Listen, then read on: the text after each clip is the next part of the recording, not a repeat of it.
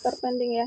Nah, jadi yang puisi pertama kali saya buat itu ada puisi tentang Ibu R.A. Kartini. Itu dulu waktu itu ikut challenge-nya Bang Okta, owner dari M Publishing Semarang. Nah, di situ saya kenapa ambilnya tentang R.A. Kartini karena waktu itu kebetulan pas join kelasnya bulan April ya, saya hubungkan, saya kaitkan dengan Ibu R.A. Kartini waktu itu ya, karena saya sendiri juga seorang perempuan. Nah, di sana saya cerita, di sini dalam buku ini maksudnya saya bercerita tentang ragam perjuangan ataupun di eranya Ibu R.A. Kartini seperti itu. Jadi memperjuangkan emansipasi wanita ya waktu itu.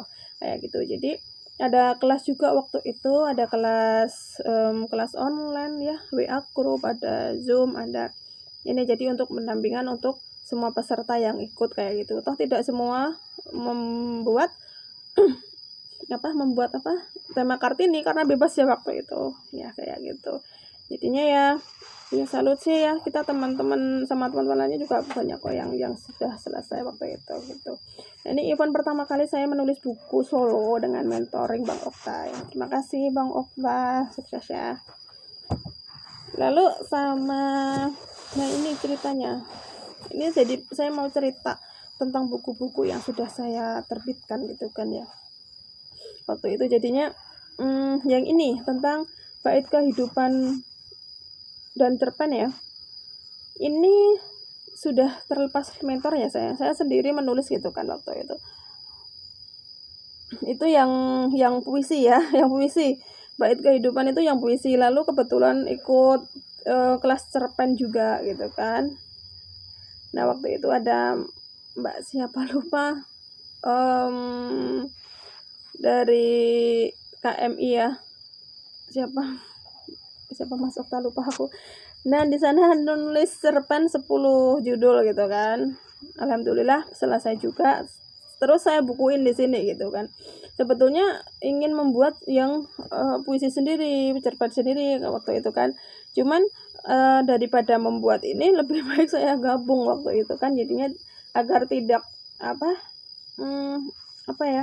jadi toh itu buatan saya sendiri gitu loh waktu itu ya. Jadinya saya jadiin satu puisi dengan cerpen kayak gitu. Nah, lalu apalagi ya, puisi tentang kita itu siapa sih gitu. Ini juga di Publishing waktu itu. Kenapa tipis? Ini tipis banget ya dibandingin dengan yang dua sebelumnya ini.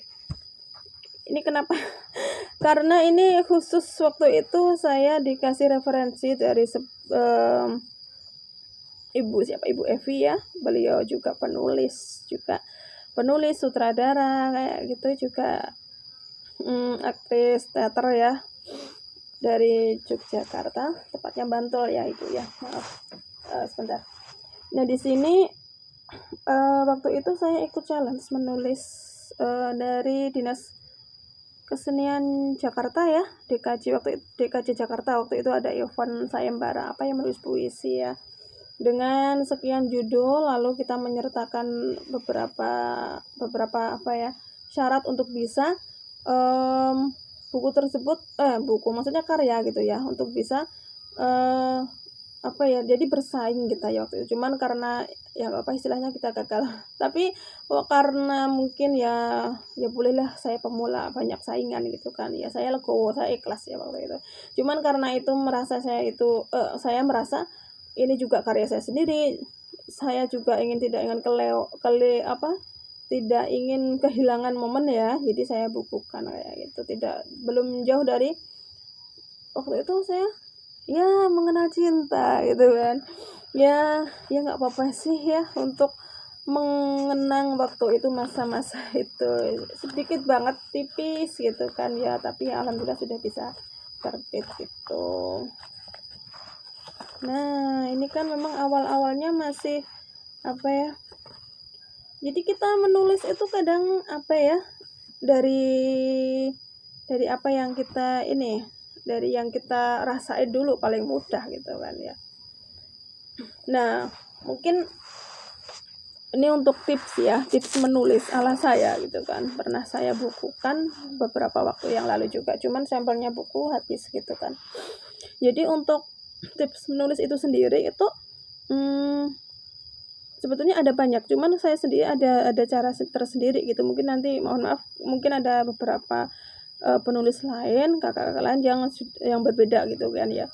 Jadi tentang tips menulis itu sendiri, yang pertama itu kan kita tentuin tema dulu gitu kan ya. Kita tentuin tema, lalu kita mau bikin fiksi atau non fiksi dulu gitu ya. Terus baru temanya gitu kan.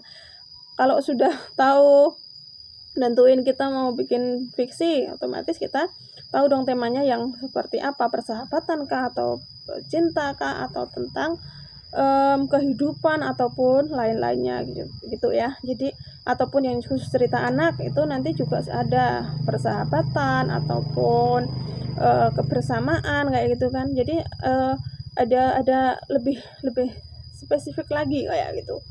Nah, lalu untuk cerita anak sudah ya. Untuk puisi, misalkan saya mengambil contoh membuat buku puisi gitu kan. Membuat buku puisi itu seperti apa sih, Kak? Jangan di ini apa ya, kayak orang kalau sudah di kayak merasa tersudutkan ya kalau suruh menyusun buku itu yang masih pemula banget ya. Jadi merasa kayak sesuatu yang mereka belum sanggup, tapi seolah-olah kita yang memaksakan mereka, padahal enggak. Mungkin tips dari saya itu semoga ya karena itu juga kembali kepada kakak semua ya, mau menerapkan itu seperti apa kayak gitu kan ya. Jadi dalam menyusun buku itu kan, di sini kan ada judulnya. Judul itu nanti kakak bisa menyesuaikan itu setelah selesai ataupun bisa di awal, itu terserah juga gitu kan ya. Lalu untuk daftar isi itu gini, ini kan ada misalkan ada puisi cinta, di sini ada kata memburu rindu, ada inginku, ada melepas rindu, atau kabar dari Tuhanku. Itu kan beberapa kata gitu kan. Ada yang lebih panjang juga ada, ataupun satu kata pun boleh kalau judul gitu kan. Jadi yang ketiga itu kan kita membuat outline gitu kan ya. Outline itu kita kembangin. Kalau puisi nanti lebih simpel ya, kayak gitu. Jadi kita membuat list. Yang pertama itu buatlah list 10 kata gitu kan, yang masuk ke dalam tema yang kita ambil gitu loh. 10 kata itu maksudnya gimana sih, Kak? Jadi 10 kata kunci yang nanti pasti masuk gitu loh ke dalam tema yang kita ambil kayak gitu. Jadinya mau nggak mau memang harus seperti itu kalau saya. Kalaupun langsung secara tiba-tiba, Kak, saya punya ide nih, kalaupun saya tidak bisa mungkin seperti kakak, saya harus menulis itu ya, waktu itu saya tulis kayak gitu loh, boleh. Jadinya tergantung, saya hanya ingin istilahnya kasih tips ala saya ya waktu itu ya, saya menulis sekian judul puisi kayak gitu kan. Jadinya saya list itu malah awal itu malah menurut saya berat gitu kan waktu itu, cuman realnya memang seperti itu gitu kan waktu itu. Jadi saya membuat judul itu sampai 1 sampai 50 plus ya waktu itu, saya kembangin satu gitu kan. Tapi ya alhamdulillah selesai juga. Saya terapkan di beberapa buku berikutnya. Ternyata banyak banget gitu kan.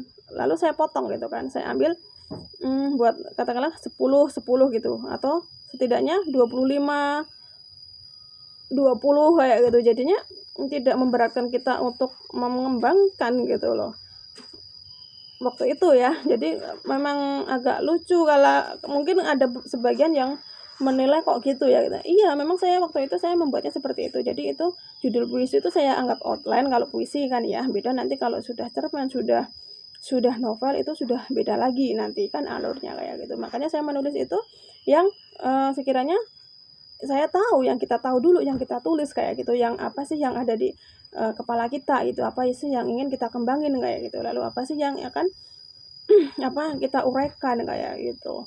Misalkan pun tema keluarga ya tentang keluarga apa sih untuk eh, apa poin-poin atau kata kunci dari keluarga itu sendiri. Misalkan tentang persahabatan ya apa sih arti persahabatan itu sendiri, ataupun mungkin cerita tentang sahabat-sahabat kita, ataupun ya banyak sih ya kayak gitu.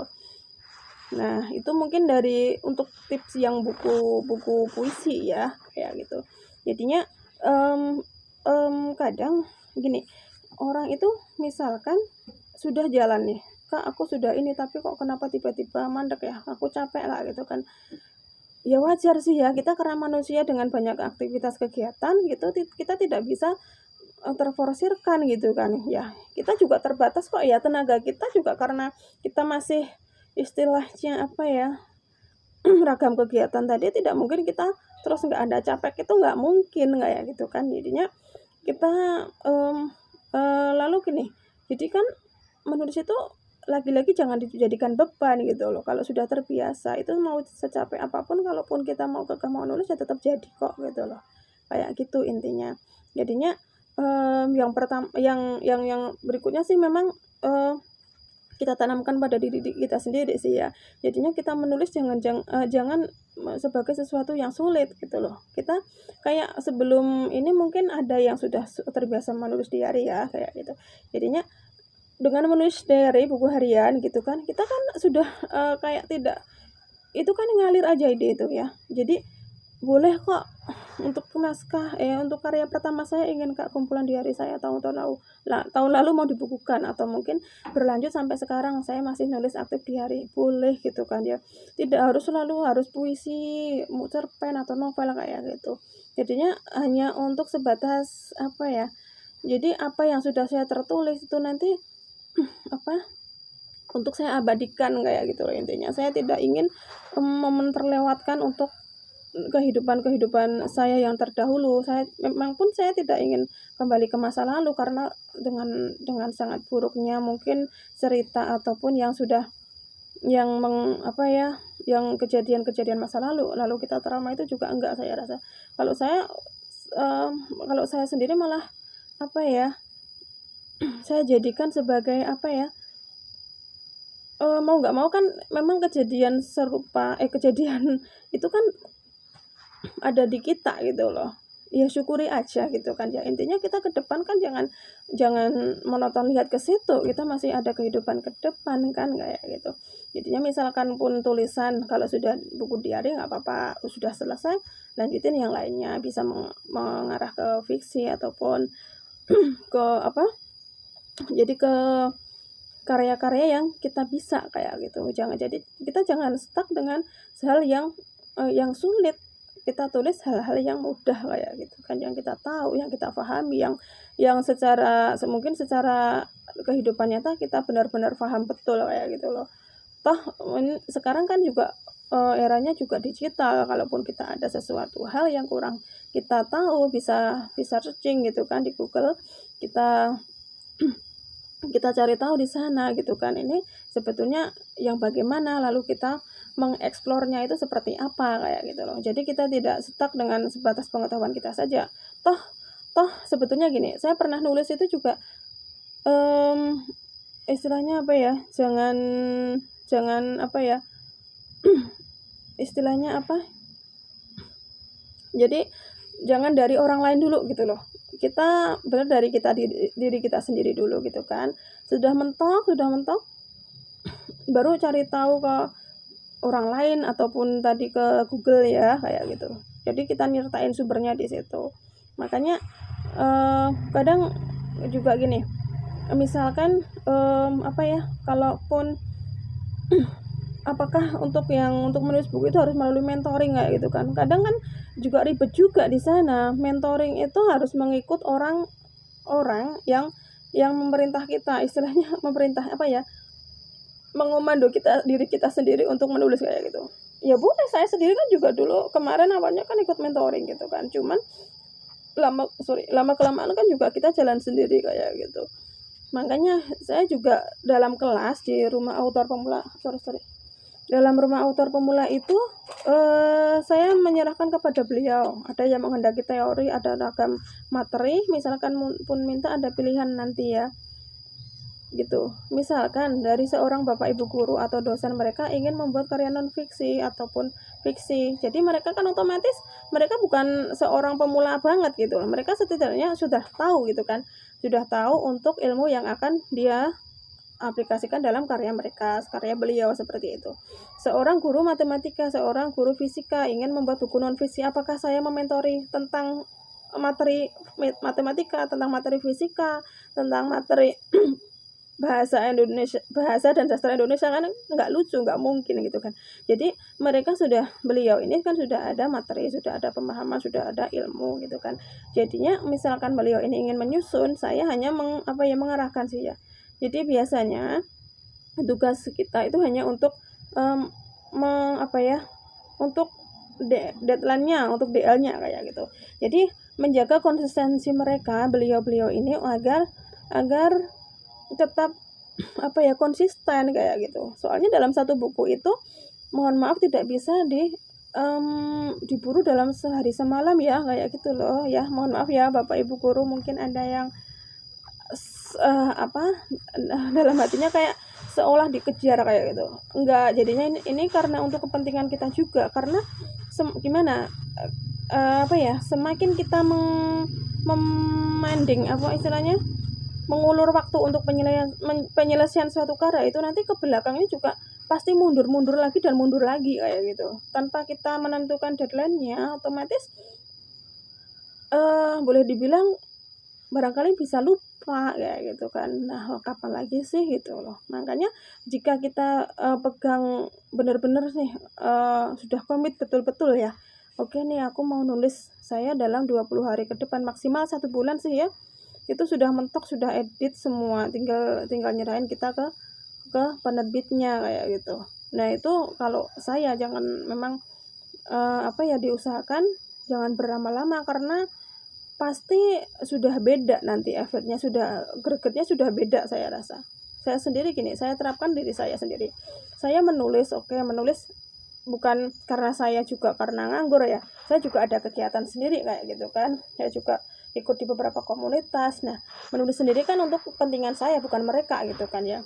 Saya paling tidak suka itu sudah keluar ke orang, kita sendiri malah nggak ada hasil karya kita sendiri kayak gitu. Saya malas dong ya, kesenangan orang gitu kan. Misalkan saya sharing, saya bagi tips, bagi materi ke mereka, tapi saya sendiri tidak mengeterapkan, kayaknya rugi kayak gitu kan ya. Makanya saya juga nulis loh kayak gitu loh. Jadinya jangan dianggap saya cuman perintah doang, omong doang gitu ya. Bang Okta pernah bilang.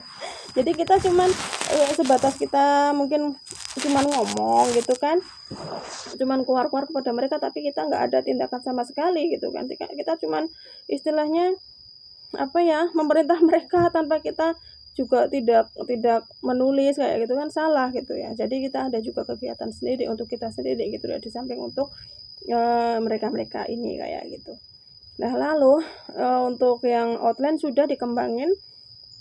Nah, untuk puisi, misalkan yang puisi tadi ya, yang puisi itu minimal katakanlah paling sedikit itu kan 80 halaman, 80 judul gitu kan ya, untuk bisa dijadikan buku 80 judul, 80 halaman. Jadi usahakan 1 halaman 1 judul puisi kayak gitulah. Paling enak, paling mudah kita ya. Terlepas nanti untuk tim layouternya untuk menyetel seperti apa gitu kan, yang pastinya kita buat aja dalam satu puisi maksimal 5 bait kayak gitu. Jadinya nanti mudah kok nanti kita untuk menghitungnya, jadi tidak terbebani untuk jumlah halaman waktu kita. Mungkin juga ada yang lebih, katakanlah 2 halaman juga nggak apa-apa kayak gitu. Cuman kadang emosi kan kita juga up and down ya, kita juga tergantung emosi kita juga kayak gitu. Jadinya tergantung mereka juga, tergantung kakak sendiri mau nulisnya sesuai format kakak sendiri kayak gitu. Nah, itu lalu berikutnya konsistensi itu dimana saya sendiri kenapa harus mengeterapkan saya sendiri untuk tetap konsisten biarpun sudah sekian buku saya ini.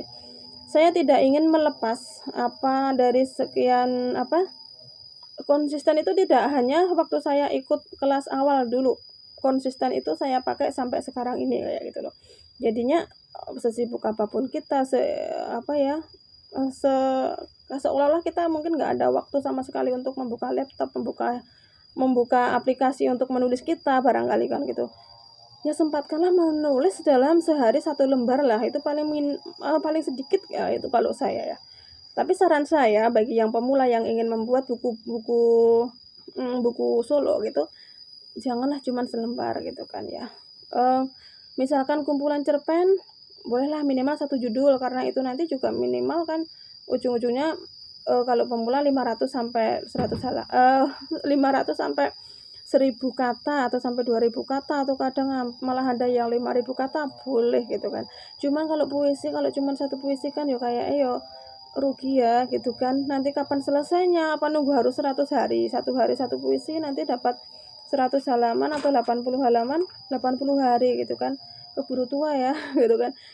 Jadinya kita bikinlah dalam 1 hari minimal 5 puisi atau sampai 10 puisi. Nanti enak kok itu. Begitu kita sudah ada niatan, mantep ya kita tanamin dalam diri kita. Lalu kita kita baik-baiklah dengan diri kita ya, jaga kondisi juga, istirahat, makan yang cukup. Jadinya kita juga waktu kita tidak terbuang sia-sia, jadi manfaatin waktu ya gitu tanpa meninggalkan rutinitas kayak gitu kan. Lalu ya agar kita tetap konsisten tadi kayak gitu. Nanti dapat kok ya sampai 20 hari ke depan. Malah ada yang nggak sampai 20 hari sudah dapat. Lalu kita cari lagi mungkin job lain ataupun mungkin yang di luar buku solo gitu kan, atau mungkin mau menulis lagi kayak gitu. Jadinya manfaati betul-betul kayak gitu loh, karena momen seperti itu memang saya rasa tidak akan selamanya loh ya. Memang kecuali ada beberapa ya syukur bagus sih ya kalaupun selamanya mau dipakai. Kadang misal pun ada event tertentu itu gregetnya minta ampun ya waktu itu, semangat banget gitu loh, aku mau selesai karya ini, proyek ini harus dalam segera tempo sesingkat-singkatnya katakanlah gitu. Cuman ya nanti kalau sudah selesai itu mereka tinggalkan karena ada kesibukan lain, ya kita menghargai dong ya kesibukan mereka gitu. Saya tidak memaksakan mereka ini untuk harus tetap kenceng nulis karena kita beda-beda ya untuk tingkat kesibukan, pekerjaan, juga tanggung jawabnya juga masing-masing kayak gitu kan ya. Ya kita ngikutin beliau aja mereka ini kayak gitu. Nah lalu jika sudah konsisten buku kita selesai, naskah kita selesai, bolehlah kita edit tipis-tipis, kita baca ulang gitu kan. Dengan baca tadi kan biar penulis juga sudah sambil ini ya kita istilahnya ya, menulis otomatis dari hati ya. Jadi kita sudah membaca gitu kan waktu itu dalam hati. Nah setelah ini baca nyaring itu fungsinya apa? Jadi kita memantapkan, kita mantep gitu loh. Oh ini karyaku cocok nggak, kira-kira mau diperdengarkan ataupun dibaca orang sudah cocok nggak gitu, cocok belum kayak gitu. Nah lalu untuk berikutnya mungkin ada yang mungkin masih belum pede untuk dipublish gitu kan. Kak, boleh minta tolong dong siapa gitu kan. Tolong revisi karya saya sebelum saya publish kayak gitu. Boleh banget. Ataupun juga walaupun sudah pede, ini sudah oke ya Kak, udah saya revisi, sudah ini saya sudah nggak mau urus lagi, tolong diterbitkan boleh, ataupun mau dikirim sendiri juga boleh kayak gitu, bebas ya. Jadinya kalau kebetulan dengan ikut saya nanti ada beberapa penerbit yang siap menampung kayak gitu kan ya, kita revisi nanti kita baca. Soalnya penerbit kan juga tidak bertanggung jawab untuk isi semua konten yang ada dalam karya tersebut kayak gitu ya. Jadinya ya kita semaksimal mungkin karya yang sebelum dipublish itu memang kita sudah revisi betul-betul gitu ya. Jadinya ya sudah aman lah untuk mendapatkan titik aman pertama kayak gitulah. Lalu untuk yang sekarang syarat ISBN itu memang dari penerbit sudah menentukan semua membutuhkan surat keaslian karya dari karya kita kayak gitu. Nah nanti ada form dari penerbit untuk bisa kita isi form tersebut dengan bermaterai, lalu di-scan kirim ke kami kayak gitu untuk diterbitkan kayak gitu. Jadinya memang agak sulit ya, memang ya kita sama-sama berdoa ya, karena juga istilahnya apa, apa ya, proses ISBN itu memang nanti belakang setelah ada tim layouter ya, nanti untuk melayout karya kita kayak gitu kan. Lalu untuk cover juga sudah dari penerbit biasanya gitu. Cuman ya nanti untuk sharing penerbitan bisa menghubungi kami kayak gitu. Lalu ya sudahlah, mungkin kalau sudah itu bikin apa sih, kita kasih reward untuk kita gitu kan. Wah, sudah selesai nih gitu. Reward itu apa sih? Ada semacam hadiah untuk diri kita kayak gitu loh. Jadi karya-karya kemarin yang sudah kita disibukkan dengan apa ya, deadline untuk menyelesaikan karya, capek dong ya kayak gitu. Jadinya ya healing tipis-tipis sih ke pantai kayak gitu, atau ke apa, membeli menu kesukaan kita kayak gitu yang terpending, ataupun jadi melampiaskan kejenuhan gitu kan, tapi dengan hal yang positif kayak gitu loh. Atau jalan-jalan kemana kayak gitu. Jadinya jangan apa ya, jadi kita juga ada apa ya istilahnya ya, yang menghadiahi diri sendiri, maksudnya apa ya, jadi di awal kita juga biar ada greget ya untuk menyelesaikan tadi, tapi juga dikasihnya juga setelah selesai. Jangan kita sudah ada ini terus belum selesai minta ribet kayak gitu kan, kayaknya nggak adil kayak gitu loh. Kita belum dapat apa-apa kok minta ribet, kan kayaknya nggak lucu ya kayak gitu ya. Itu dulu deh ya, mungkin siapapun nanti bisa untuk bisa ke apa, ke WA saya gitu, atau ke Facebook, bisa add Facebook saya, nanti coba saya ini. Oke, mungkin itu dulu ya tips dari saya. Ada kurang lebihnya mohon maaf. Wassalamualaikum warahmatullahi wabarakatuh. Bye bye.